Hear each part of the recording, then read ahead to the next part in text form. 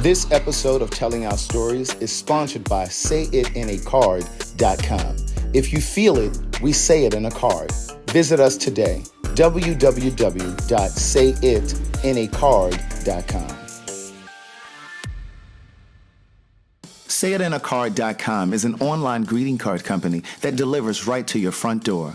Visit our website, www.sayItInACard.com. You can read the cards, order the cards, and we ship them directly to you. If you feel it, we say it in a card. We have breakup cards, troubled relationship cards, troubled friendship cards, and of course, all of the traditional cards as well, from birthday to Mother's Day. So again, visit us at www.sayItInACard.com. Free shipping for a limited time.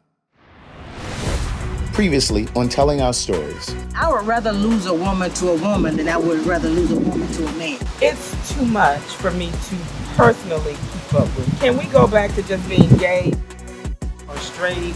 One cousin was my best friend growing up. Yeah. And I see her in pictures and I get sad because she's not in my life anymore. But she made the decision. I did.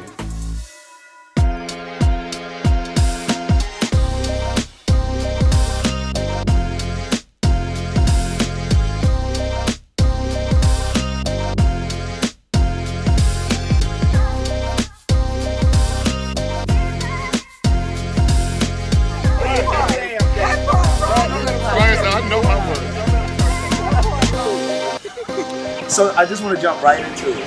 Are there similarities between racism that black folks often feel from white folks and homophobia that black queer people sometimes feel from some black people?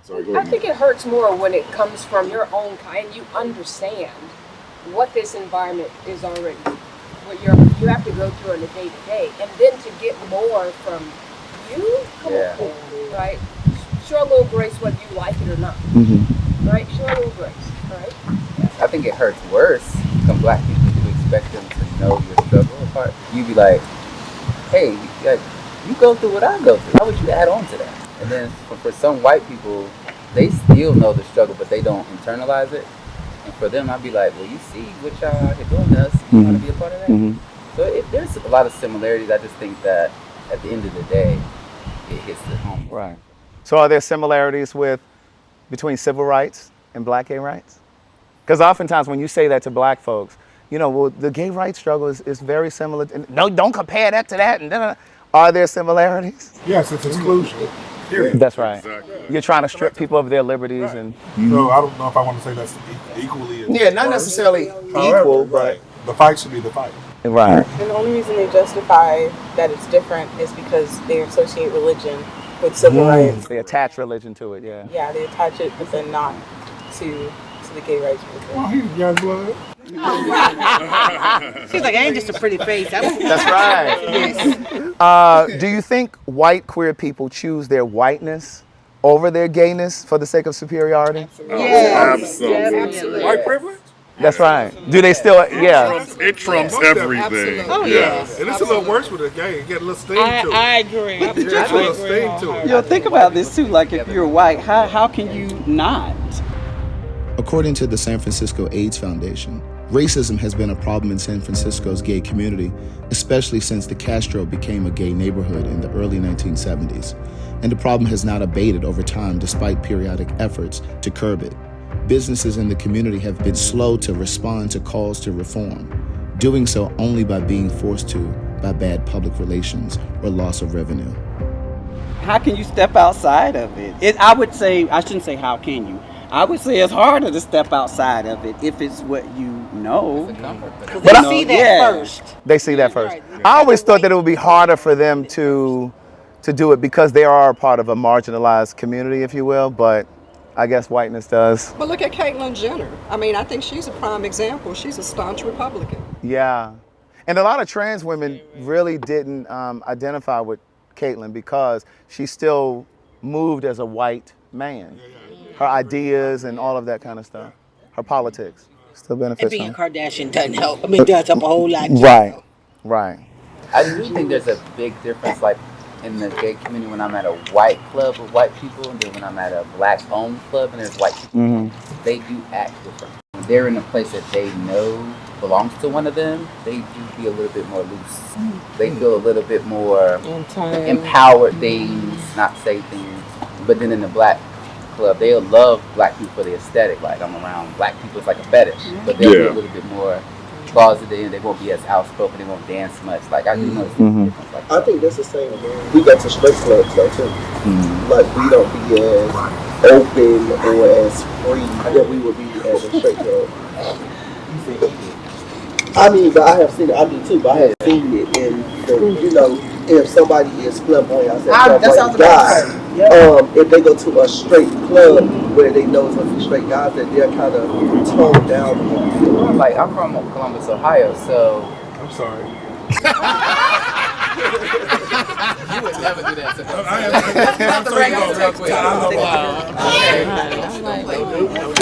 Oh, he from Ohio too. He ain't from Columbus though. But. Like in Columbus, Ohio, like, we can go to the straight club and just be because they, like, normally if somebody's living in Ohio, they're from there. Nobody's moving to Ohio. You know what I mean? They've known us since we were 5, 6, 7 years old. So they're like, oh, that's just me. Oh, that's just Brian. He just, like, they don't look at us as gay first. They know us. That's the difference when you go into like in Atlanta. You know what I mean? Right, that's why I mentioned my hometown. Yeah, like, that's totally different. I don't think people that are more flamboyant going to a straight club are necessarily going to be like that. Especially because they don't know. Down to go in straight clubs, you know, and I'd be like like, wow, they turned you down for wearing a rainbow shirt or having bracelets on. I was like, wow. Oh, really? That would never happen back home. They'd be like, oh, you come in. You cool. Yeah, I think it was I've seen people get denied at straight Thought it clubs. was here in Atlanta. Wow. I thought it would be a little bit. When I'm with them, I'll be like, Accepting, oh Like, no, they have a not recipe in here, too. Atlanta. I've seen platform shoes get banned. They are straight. If you go, I mean, I think it depends on where you go. Like Craig said, like back in the day, I remember back in the day we had clubs that, you know, everybody went to or whatever. Right. But if you going to, what's the name of this club on Edgewood? Like certain clubs, it's just like certain clubs. You're not doing that. I'm with her. A black club in the hood, you ain't doing that. Yeah, I agree with you. Maybe a black club in the hood, but I thought I would think that it would be a little easier where people of same sex would feel free to dance. Not if you're. I don't think so. Not if you're flamboyant. Not if you're, or like you're quote unquote stud. You know what I mean? When you identify a certain way or look actually a certain way. Like if I go somewhere, it's okay. Like they don't know. So it's different. A lot of black straight men are uncomfortable being around feminine gay boys. Yeah, right. Like, Because they're insecure themselves. I think that goes both ways. Like, Some lesbians are a little bit like stand up from a very, very dominant stud-looking woman too, though. Coming up next on Telling Our Stories. They wanted to turn straight women out. I think that is a thing for women. That But hell, like now the straight the straight women going after the gay people so much. It's like, what is happening? How come lesbians and gays can't party together like we used to? I'm glad you brought that back because I wanted to circle back to that. Also in the older category, probably can still do Yeah, it. I think we can because we did it. We definitely did it. We did Well, I'm it. gonna tell you this. That was the best. So when I first came here, I remember there was a conversation that used to happen at 8 Atlanta. They used to do like a conversation series called A Deeper Love. And I remember there were some gay guys on one side and there were some lesbians on the other side. And I'll never forget, the question was, why don't gay men and women party together? And I remember this lady said, well, I don't like being called bitch. And y'all use the word too freely. And then I've also heard instances where sometimes lesbians assert their masculinity, like if a gay boy dances with a girl and it might be somebody's girlfriend or whatever. And so sometimes the stud will kind of, you know, buck, like, what you doing? You know, that's my girl. You know, like, what do you think that is? Like, Maybe that's a younger differences. Right.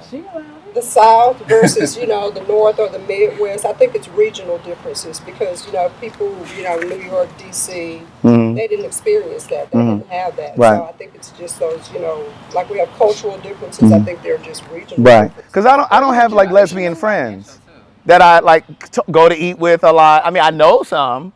But and I want to know from the guys, like, do you have like lesbian friends that you talk to on a consistent basis, like you? Okay, yeah. Well, because we literally call each other husband and wife. Yeah. We talk every day, all day. And as event promoters, as he brings the boys, I bring the girls, and we both have male and female friends that we bring together. I think it's more generational. I'm from Chicago, he's from Indiana, but we all collectively met up at the same clubs on the same nights. Yes. And just enjoyed. I'm not sure. I think it's generational. I agree with that. I was just gonna say now it's the community is so large that you can feel a whole lesbian club with just lesbians. You can feel a gay club with just gay boys. So like, but you could do that back in the day because we still and from Chicago we still had girl bars and we still had but we knew how to collectively come together. And when I moved to Atlanta, that's when I noticed the difference. So I'm not the only one that noticed the difference. Okay. But I think it's deliberate though. It's not an accident. It's definitely the promoters that I know that are gay men versus the females. Like back home, it's a lot more females. Here, they market to gay boys. Back home, we market it to the community. Correct. Here, they market to gay boys. You said between Ohio and here, that's based upon numbers because y'all have a very smaller community. Yes. But here in Atlanta, a lot of us was like, we have a lot of gay boy friends. So it used to be said a long time ago, you always know you get a good girl if she had a gay boy friend with her. You know, it's a whole different feel. And the thing is this, our gay boy friends would always bring around great women. Right. And same thing with women. If we had a gay boy friend that came around, he was probably a good piece or a good whatever you want to call it. And that's how we end up all getting together and partying together. But what you said, Cheryl, a good piece. That's right. So keep it with that. Right. When Cheryl said, I do have a whole lot of guy friends. So when Cheryl said the guys would always bring like a woman around, do you think there's an intention either on the women's side or the male side, and this is for the straight people, where there's some movement to turn straight people out? Do you think gay men are actively trying to turn out straight men or women are trying to? Wait. Sunshine, what do you guys say? Because you got a look over here. Can you say it one more time? he said, What? Do you think that there's some sort of a movement? Because you see all the time on social media where people say, well, what's with this whole feminizing black men? Do you think there's some movement where gay people, male or female, are trying to turn out straight people? I think lesbians. There are some lesbians that really studs. Yes, that was their thing. That's what they wanted. They wanted straight women. They wanted to turn straight women out. I think that is a thing for women. But hell, now the straight women going after the gay people so much. It's like, what is happening? Mm-hmm. And I think that goes back to what Tanae said. It's almost like trendy. Yes. Yeah. I know a lot of straight men who find it's interesting to them to pursue a lesbian. Yeah. No.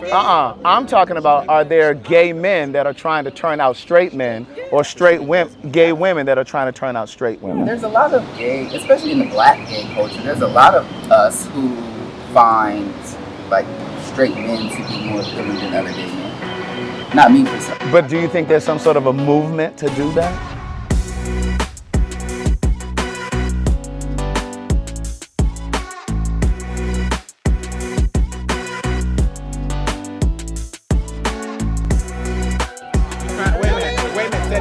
I don't think there's a movement. But I do think that there's always been a group of men who find the straight men more desirable. Well, I think. Claire said you want what you can't have. Right, and I also think that oftentimes, and I can't speak for the women, but oftentimes with gay men, we oftentimes want a straight man and a gay man. You're turned off by the feminine qualities or whatever. They don't go out. But for me, I'm not really interested in straight men because y'all don't clean y'all ass well. Oh my God. If we're going to keep it all the way 100. No, we're going to put that in there.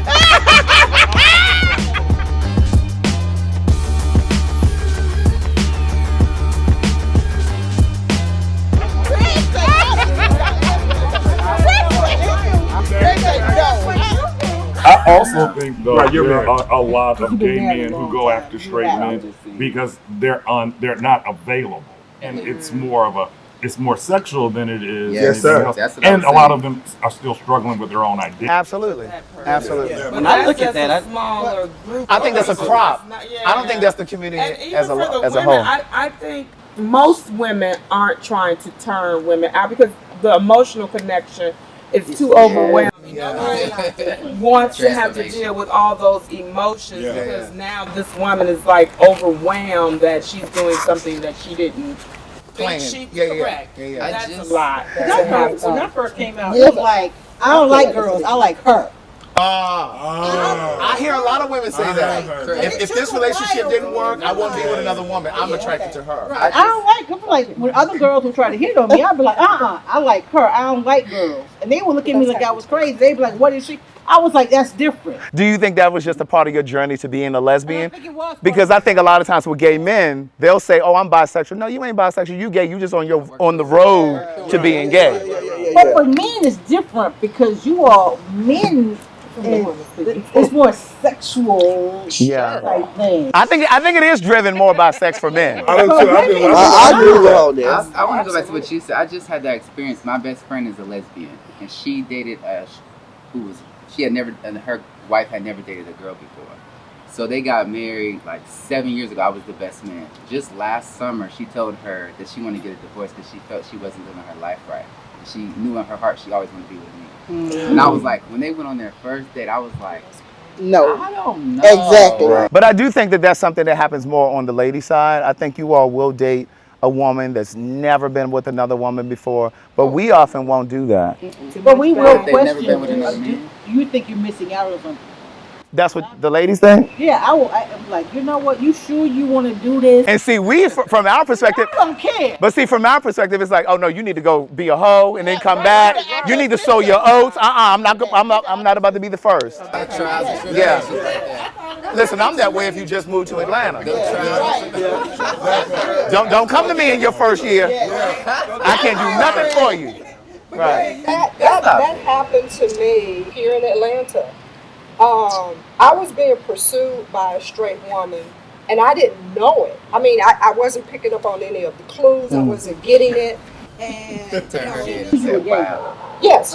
And so my best friend, who is straight, she was like, girl, she was like, I didn't even remember to call you to wish you, a good first day on your new job. And this girl did. She was like, girl, Glad to have you with us. Long story short, that ended up being the case. And like 6 months in, ring, she was like, I'm straight. And she just cut it off. So y'all dated. 6 months. Oh. 6 months. Wow. 6 months. So she just wanted to take a dip in the lady pond. Right. I was messed up behind it. But still to this, and I remember sharing that story with one of my friends, and I remember him saying, I've always thought that she was gay. Is she straight still today? Yeah. Oh, okay. And her mannerisms or anything start to change over time? Like, did you feel like she was gravitating more so to a heterosexual life versus a gay life? Did you witness that? No. I mean, I just saw her as the person. You know what I'm saying? But that's what I'm saying. If there was no growth, I would think that. Woke up and was like, "What the hell am I doing?" Oh, got you. What? Okay. Or maybe got Yeah, I said, yeah, you owe me a check. This is not what I be my life. Yeah, this is not supposed to be my life. My friends and family. But that goes back to what Craig was saying about being a smoother life. She could have made that decision because she felt like gay life was going to be harder. And she was like, well, I can't do it. That's a topic too. Craig and I used to always say, this life is about it's an integrity building. No, you used to say it was a character. Character building, that's right. Yeah.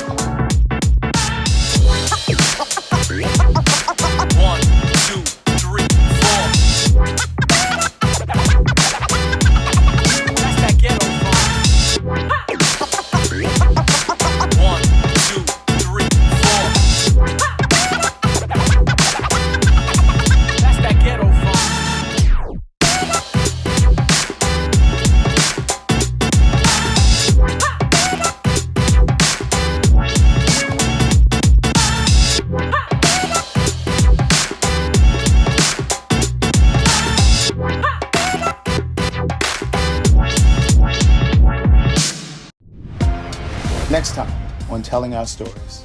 I knew I was a little boy that I was attracted to men. Mm-hmm. I didn't act on it until I was a grown man. How old were you?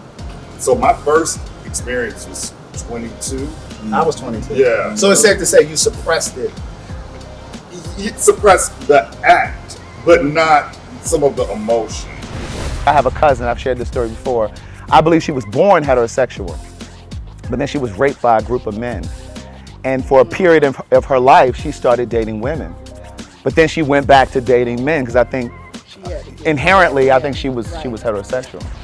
I continue to find it a struggle and a challenge to come out to heterosexual friends.